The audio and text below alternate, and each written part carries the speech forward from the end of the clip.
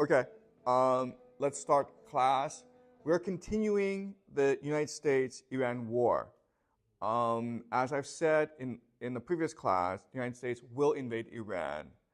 We don't know when. It might be 2 years from now. It might be 6 years from now. Okay, but eventually it will happen. And in today's class, I want to go over some of the reasons why the United States will invade Iran. And I believe that there'll be three major reasons, okay? The first major reason is the United States must defend its empire. Second major reason is that the United States will be pressured by its allies, mainly Saudi Arabia and Israel, into invading Iran. And the third reason is the Israel lobby, okay? So in today's class, I want to explain to you what the Israel lobby is. But first, I need you to understand what Christianity is, okay? So remember that Christianity, it's a religion about a man, Jesus, who we know very little about, okay? We think that he was born in 4 BCE, and then he died in 31 BC, CE, Common Era. We know that he is from a place called Galilee. We know that the Romans crucified him. And that's about it, okay? What his believers say is that he is God come to earth, and he was preaching a gospel or a message that God is returning. The kingdom of heaven is coming. And after he was crucified, he was resurrected, and then he went to heaven. And what's really important is that Jesus will eventually return, okay? And this is called the second coming, okay? This is the second coming of Jesus, and when he comes, he will bring heaven onto earth, and we will all live forever in peace. Okay, so that's the story of Jesus. Then the question then is, why this religion become so popular in fact that today about 2 billion people believe in it. Okay, it's the most popular, most powerful religion in the world. And at first, the appeal of Christianity is that it was a revolutionary religion that promised a better world to the world's oppressed. Okay, so if you look at the early people who followed Christianity, it was slaves, peasants, women, okay, people who were marginalized in society. And the idea of Jesus is that a better world is coming where everyone will be equal. Okay, the meek shall inherit the earth. So if you think about it, Christianity is appealing because what it is, it's a free lottery ticket. Okay, does that make sense? It's a lottery ticket. It costs you nothing, and hey, if it's right, then you go to heaven. Okay, so at first, Christianity was an extremely revolutionary religion, and its basic characteristics in the beginning were it was revolutionary, it was egalitarian, and it was anti-authority. And so these individuals who before were outcast from society, okay, like criminals, Jesus promised hope, salvation, and redemption, okay? So before, if you were a criminal, there was really no way for you to redeem yourself in society.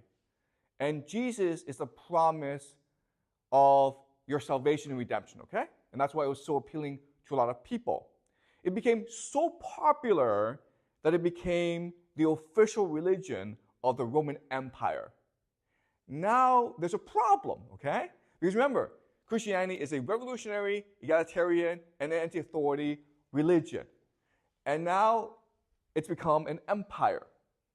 So, they had to develop new theories to reinvent Christianity as an establishment religion. Okay? And as we discussed last semester, the person who did this was Augustine. Okay, Augustine. And remember that last semester we read City of God and Confessions. And City of God and Confessions, it's really to adapt Christianity as an establishment religion, to reduce its revolutionary nature. Okay? So is this all making sense to you? And one problem that Augustine had was the idea of a second coming, okay? That the world will end. He had a major problem with this idea for many reasons, okay? But the first reason is that, if the world's going to end, why do we have to do anything? Why can't we just drink and party and play video games every day, right? What's the point of working? That's the first problem, right? The second problem is, well, why is Jesus coming back? It's because the world sucks, right? Well, who's in charge of the world? The Catholic Church is in charge of the world. Do you understand? So Jesus is coming back to destroy the authority of the Catholic Church. That's not good. All right? So for many reasons, Augustine basically said, okay, second coming, don't worry about it. Okay? Jesus will come back whenever he wants to come back. But before he comes back, we, the Catholic Church, will take care of everyone, okay? All right, so why is this important? This is important because from Augustine onwards, we've had divergent understanding of what the second coming means, okay? For people who believe in the second coming, the term we use is premillennialism. Premillennials, okay? Because the second coming promised 1,000 years of peace. Okay, premillennialism is this, okay? Pre means before, right? So when Jesus comes back, he will give us 1,000 years of peace and prosperity. Okay, do you understand? Before he comes back, okay? When he comes back, he will give us 1,000 years of peace and prosperity. And what Augustine said is, no. That 1,000 years is just a metaphor. It's not actually going to happen. In fact, it's already happened because the Catholic Church is giving us this 1,000 years of peace and prosperity. Okay? So he's called a millennialist, which means no, okay? That 1,000 years is just a metaphor. It's not going to really happen, okay? So that's a second big idea. Now, as we know, because all power became concentrated in the Catholic Church, there's a rebellion against the Catholic Church called the Reformation. Okay? The Reformation. And the idea of the Reformation is God did not mean for his authority to be established in the church, to be held by priests. God is meant to speak to all of us through the Bible. Okay, so what the major difference between the Catholic religion and the Protestant religion is Catholics are not allowed to read the Bible. They don't read the Bible. Whereas Protestants must read the Bible. They must seek meaning and guidance from their interpretation of the Bible. Okay? And because of the Reformation, you now have thousands, tens of thousands of different religions spawning up, okay? Does that make sense? All right? So you have different religions and you have different descent. So let's look at England, okay? England. So England, there's a king, and before the Catholic Church was supposed to have authority over the king. And of course, the king did not like that, so he supported the Reformation, and he changed the Catholic Church into something called the Anglican Church, okay? Or the Church of England, which he would have authority over. But once the Reformation started, again, you are now allowed to read the Bible. And because of that, you have thousands of new religions coming up in England, okay? And they believe different things, but one thing that they all believed in is the Bible is the supreme authority. Okay? The Bible is the supreme authority, not the king. Right? So this started a major conflict between these groups and the king. And these people are called dissenters. And eventually this led to something called the English Civil War, where the dissenters, the Puritans, killed the king. Okay? But then the king was reestablished. And so this led to decades and decades of fighting in England. So one way that the king tried to resolve this conflict is by sending all these dissenters to America. Okay? To America. And the idea is this. These dissenters believe that the Bible is a supreme authority. The Bible asks us to do certain things, okay? Because it's written in the Bible. For example, you're not allowed to drink. You're not allowed to dance. You're not allowed to have any fun. You must focus on your own spiritual improvement. Okay? You're not allowed to have slaves. And so, because they believe these things, they were constantly in conflict with the establishment, okay? With people in power. And so the king was like, guys, if you really believe in these things, go to America. Why? Because there's nobody in America. So you can build your own kingdom of heaven. Do you understand? Okay? So this is the origin of the United States. The United States was founded as a Christian nation, which put the Bible as the supreme authority. Okay? Does that make sense? You guys probably don't know this about the United States. You think the United States, it's a non-religious, secular, multicultural nation that believes in science, right? That's what it looks like from the outside. But inside its soul, its history, it is a Christian nation dedicated to achieving the kingdom of God on earth. Okay? And using the Bible as the supreme authority and guide to achieve this kingdom on earth. Okay? Does that make sense? All right. So, these people in America and these dissenters, okay? One question that they always ask themselves is, why isn't Jesus back yet, okay? The second coming. Why isn't the second coming back yet? And different people have different explanations, okay? And so from this group come two more groups, okay?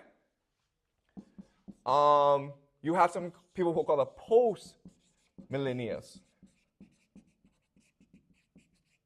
Okay? And post-millennials believe that Jesus will come back after we establish 1,000 years of the Christian church in the world. Okay? Does that make sense? So we have to prove that we are worthy of God. God's not going to come back and establish this for us. We have to do it ourselves. Okay? So these are people called post, which is say that Jesus will come after the 1,000 years. But then you have another group called dispensationalists. I don't even know how to spell this word, actually. Okay, anyway, dispensation is historic, okay? All right, so now the premillennialists are split into two other groups. So the historic premillennialists are people who believe what the early Christians believed, which is that Jesus is going to come back. Don't worry when he's coming back. Just be a good person, and he'll come back eventually, okay? It's not up to us to ask when he's coming back. He's God, okay? He has a plan. He knows what he's doing. Just be patient, guys, okay? That's the historic premillennials. And then you have another group called the dispensationalists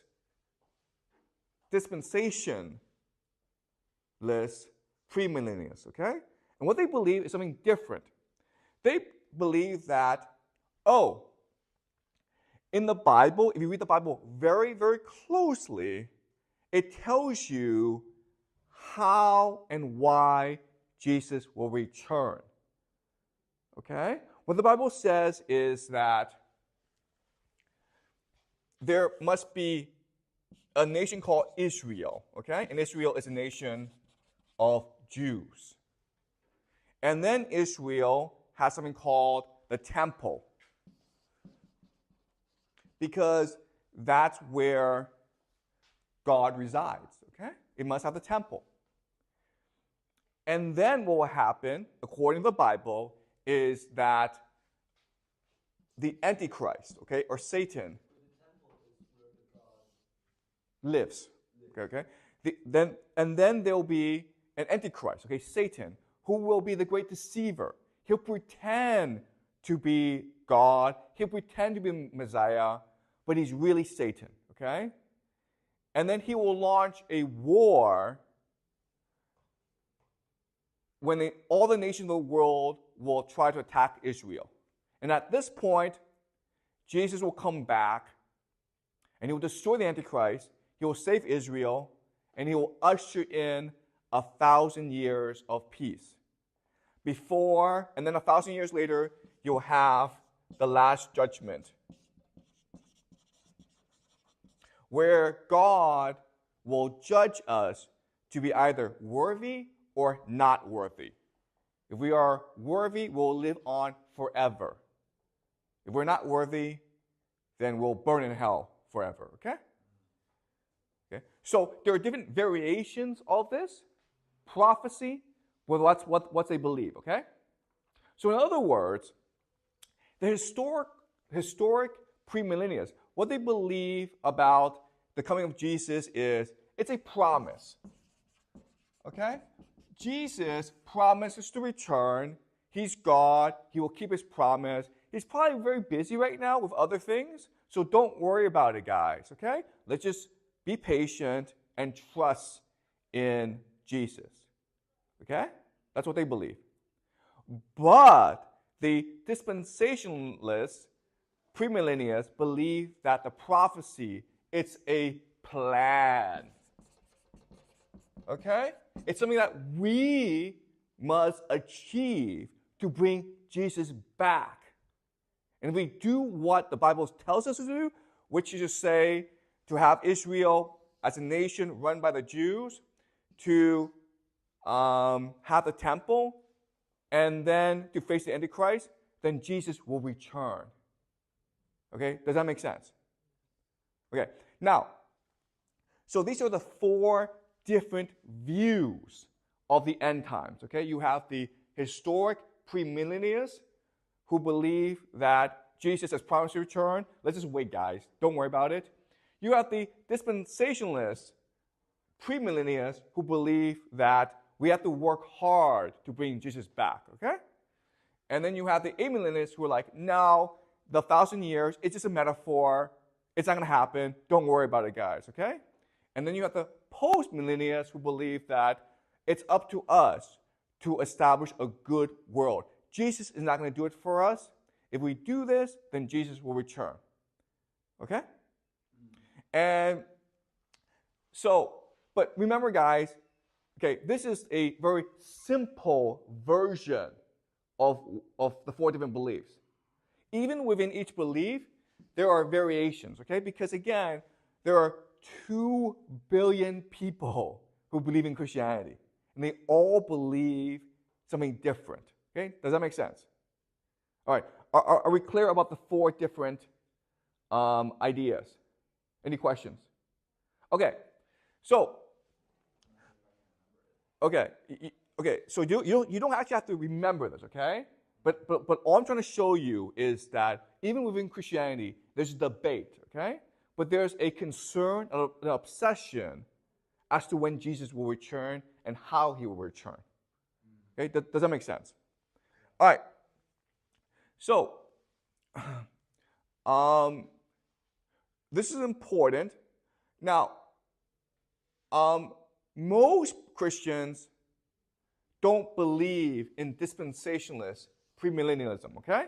In fact, most Christians believe that dispensationalist premillennialism is actually pretty evil. Why? Why would it be evil? We cannot believe in dispensationalist premillennialism because it's evil. Why? As a Christian, why would you think this is evil?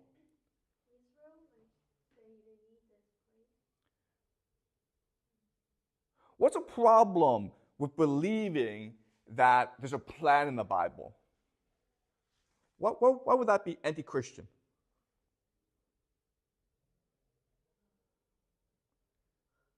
Okay, so this is hard, okay? But the idea is that with this plan, you're trying to manipulate God.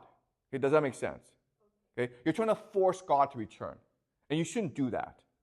If you believe in God, then you will trust God. And you will try your best to be a good person, which is what the Bible asks you to do. And when God returns, it's none of your business, okay? It's not our concern. So the dispensationalist premillennialists are an extremely controversial minority within Christianity, okay? Most Christians don't actually believe this.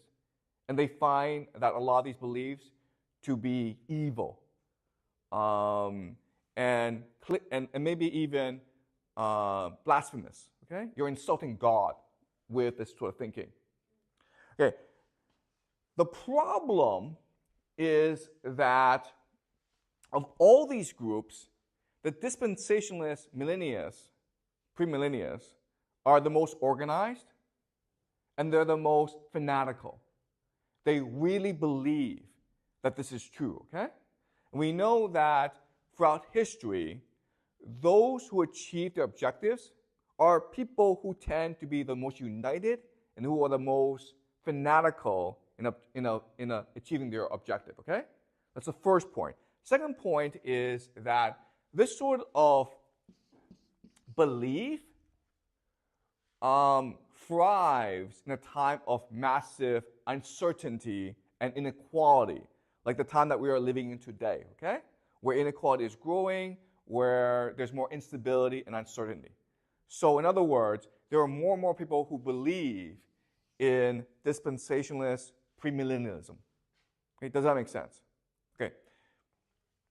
All right.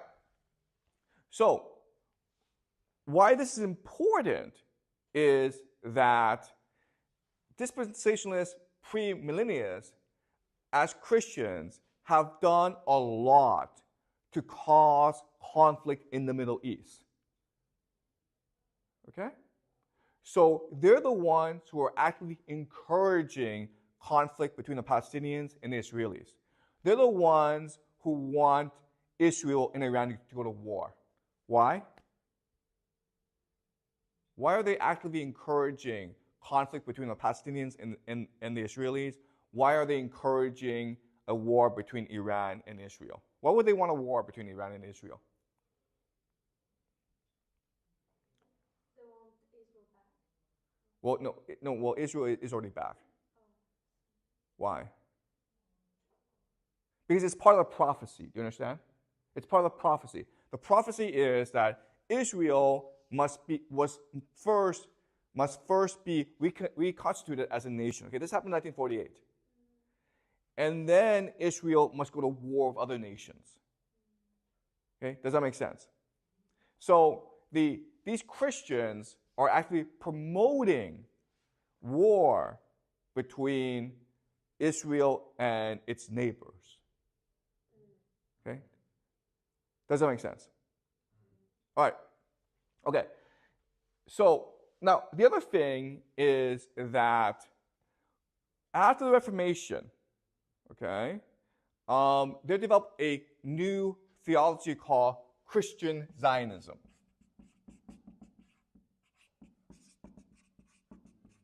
Christian Zionism, okay? What is Christian Zionism? Christian Zionism is the belief that as a Christian, you must support Jews in the return to Israel. Okay?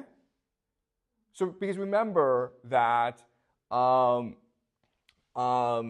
Israel as a nation was only founded in 1948.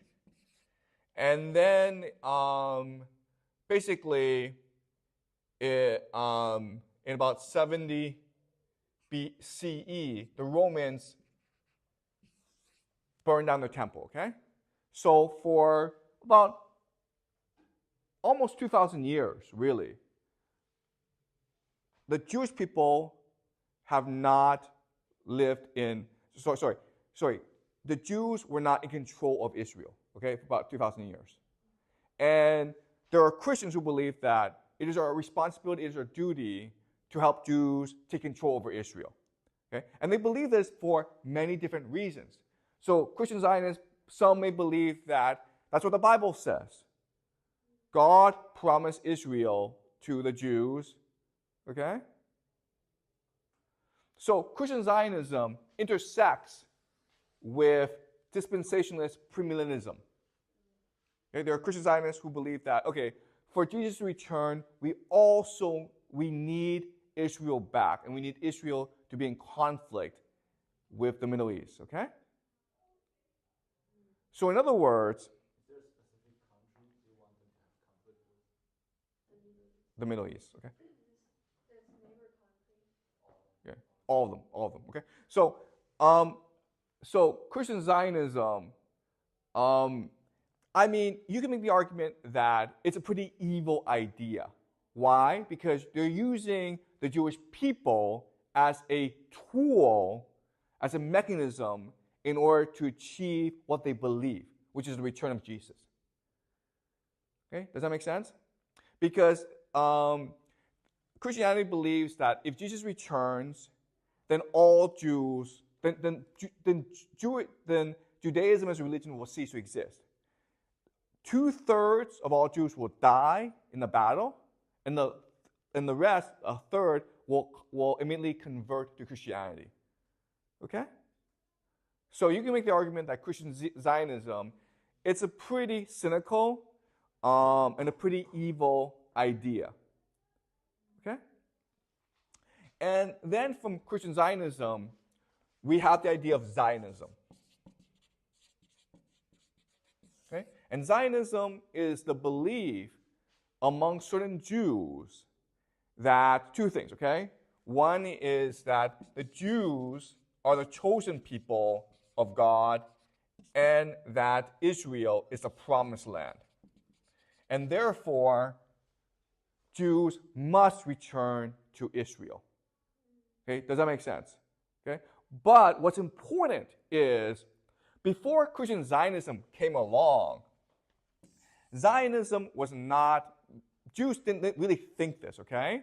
So it was the Christians who supported this idea of Zionism. And even when this idea came about, which was about 200 years ago, it was an extremely unpopular religion, a very extremely unpopular idea. And the reason why is Jews didn't think they were a race of people. They felt they were a religion. Okay? They felt that, okay, I'm in Iraq. Well, guess what? I'm an Iraqi like everyone else. I might have a different belief, but I'm still Iraqi, okay? They didn't put their religion above their nationality or their race, okay? Do you understand? And Zionism is like, no, being a Jewish person is a race, and therefore you must return to Israel. Okay? The problem with all this is that in Israel, Palestine, it was mainly Arab people. Okay? So there were very few Jewish people. And in fact, Zionism couldn't convince anyone to come to Palestine, okay? But then, of course, the Holocaust happened. And after the Holocaust, many Jews started to go to Israel, and in 1948, they established the state of Israel, okay? And the Christian Zionists and the dispensationalist premillennialists were very happy with the establishment of Israel because they feel that we've achieved the first step in this plan to bring Jesus back, okay? Okay, does that make sense? Okay?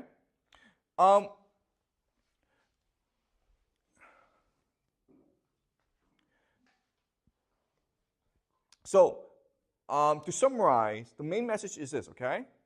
Here's what you need to know. First is that there are many Christians who believe that Israel and the Jews must be used as a tool to bring Jesus back, okay? That's the first thing. Second thing is that America was founded as a Christian nation. Therefore, its soul is Christian. Its first leaders were Christians who believed in Christian Zionism. Their descendants now control the military and the foreign policy apparatus of America. Okay, that's the second thing, okay? And the third thing is that Israel, as a nation, thinks that it can use Christian Zionism in order to advance its geopolitical interests, which is to basically gain control over the Middle East. Okay, do you understand? And that's what's driving the conflict between Israel and Iran. Does that make sense? Okay? What's driving the conflict between Israel and Iran is America believes it has a religious responsibility to protect Israel against Iran. In fact, if there's a war between Iran and Israel, that's a good thing because it's going to drive this prophecy and the return of Jesus, okay? And then people in Israel are like, you know what? If we go to war with Iran, America is going to fight for us. So why not? Yeah, that's pretty cheap. Right? We don't have to fight this war. America's going to do it for us. So why not fight this war? We lose nothing. We gain everything from this war. Okay? So the idea is that all this is driven by a religious worldview, understanding the world. Okay? And over time, this worldview will only become more popular in America. Okay? Does that make sense? All right. Okay, good. Any questions about this? Anything that's not clear about what I just explained? Do you mean to clarify anything?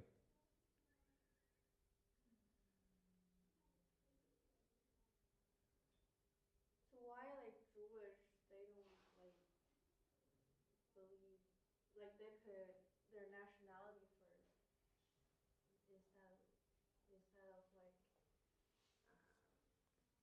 believe the religion? Okay. I don't really understand the question. Can you repeat the question? I mean, like you said, like the Jewish, like they don't put like their race or their religion above their nationality. So why? But I think the Christians they believe in the religion more. Right. So, okay. So both Judaism and Christianity are religions. Okay? There's no race. There's no race to the idea of Christianity, right? You can be Chinese and Christian. You can be American and Christian. It doesn't matter. Right? And that's what the Jewish people say as well. I can be Chinese and Jewish. I can be American and Jewish. Because being Jewish is a religion. But the idea of Zionism is that being Jewish person is a race. In fact, you are directly descended from the Hebrews in the Bible, which is complete nonsense. This is not true, okay? Is this like is this idea still not popular or it's becoming more popular? Zionism is the main political belief of Israel, right? Why does Israel exist? Because Israel is the promised land that God gave to his chosen people. Okay? And this was a promise that dates back at least 3,000 years to the time of Abraham. And it's written in the Bible. Therefore, it must be true. Okay? Does that make sense? All right. And any other questions? Okay, that's a great question, okay? All right. So I'm making the argument that Christian Zionism and dispensationalist premillennialism will over time become more popular religions in America. Okay, and the question, and Charles asked, like, well, why? Okay, let's go back to the founding of Christianity. Why did Christianity become so popular? It became popular because it was in the Roman Empire, okay? At that time, there's something called the Pax Romana, which meant the Roman peace. Okay? Which meant that the Romans controlled everything, therefore there were no wars, therefore people were at peace, right? And you think that's a good thing, right? The problem is that if there's peace, then you have massive inequality. Okay? Because war is a mechanism back then of social mobility. Right? War killed people. And if war kills people, that creates opportunities for the people who are alive. But if there's no war, then what happens is, if I'm a rich person, guess what, guys? I become more rich. If you're poor, what happens? You become more poor. Okay? So as a poor person, what do you think? You think that life is hopeless. Life is pointless. There's no future. There's no hope, right? And so Jesus comes along and says, listen, if you believe in me, then I will bring the kingdom of heaven onto earth, and I will destroy inequality. Everyone will be the same, okay? So again, back then it was a free lottery ticket. Today, we live in something called the Pax Americana. And the Pax Americana, same thing where for the past 70 years, there's been peace around the world, right? Very few people have died. But all that means really is that inequality has increased. Fewer and fewer people have money, okay? Guys, billionaires make no sense. Do you understand? Why should a few people have all the money? That makes no sense. Because money is meant as a mechanism of exchange and transaction, right?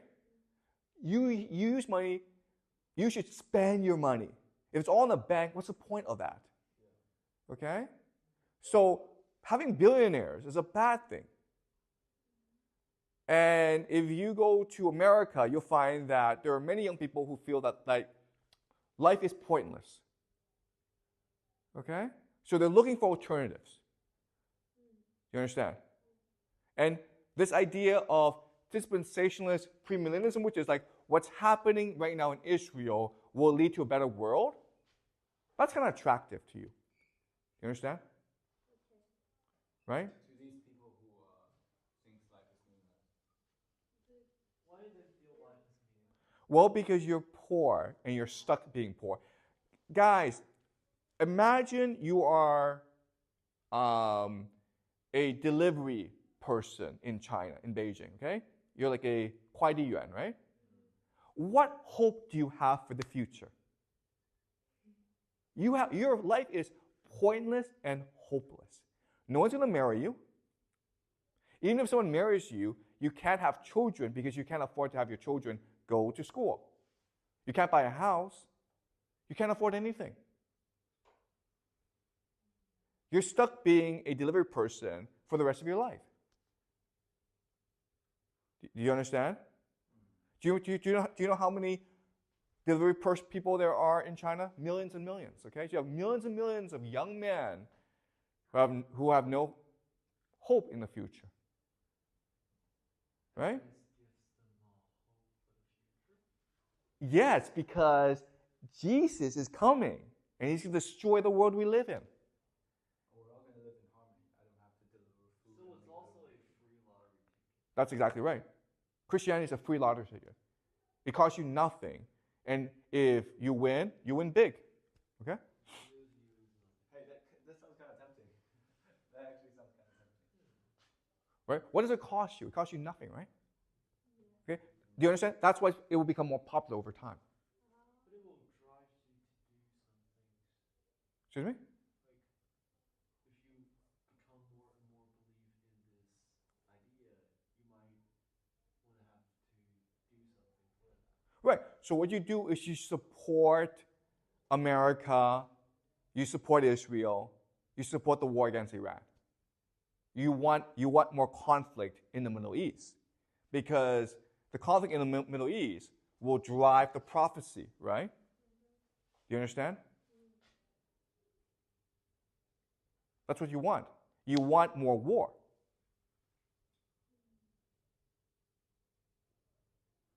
That's against the idea of peace. What good does peace do you? Right? Peace just means like tomorrow you'll still be poor and hopeless. Right? But war, it's an opportunity for a new world. So it's making people more and more extreme. Exactly. Right? So all this inequality is making people much more extreme and desperate. Right? Which will lead more people to believe in dispensationalist premillennialism. Okay? But does the government want this instability? The government, of course, does not want any instability. But what can the government do about it? I don't know, like they provide like social welfare to poor people. You're absolutely right. Okay, so the government could provide social welfare to poor people, but where would the money come from? The rich, the tax. Right. You understand? Okay. Fine. Okay. Who's more dangerous to you? A few rich people or millions of poor people? Poor people. No. But they're a lot. No. A few rich people are much more dangerous than millions of poor people. Do you understand? Like millions of poor people. But if millions of poor people united, they can. That's right. United, right? Poor people don't know how to unite. So this is a opportunity for them to unite. That's right. Oh. Okay. That's logical. Yeah, that sounds fair. Okay. So this gives them a reason to fight those rich people. Yeah, but they don't actually fight the rich people. They fight for something that's pretty much away from them. It's like a thing that might never come true. right. Okay. Okay. So does this make sense? Okay. All right. So this is the so I mean it's hard because this is religion. Okay, and we're not religious. I'm not religious. You're not religious. So we don't really understand how religious people think. Okay. But remember that on this planet Earth, most people are religious, and they take their religion very, very seriously. Okay. Do you understand? They're willing to die for the religion because they think that if I die from a religion, I'll go to heaven. Why heaven so attractive? Excuse me? I mean, why heaven is so attractive? Okay. All right. So It's more attractive compared to their current life. that's exactly right. Do you understand? Okay. All right. Because you're not giving people any hope, and religion gives people hope. That's a question. Isn't those poor people doing this to support the war between Israel and Iran as a way for the rich people to use it to make them more reasonable in the attack, and they can draw money from that. So it's like those rich people are using those poor people's belief to support their war. Listen, in the real world, the poor will always lose, the rich will always win, no matter what happens. But the poor doesn't realize this yet. That's right. That's why they're poor. Okay. Okay.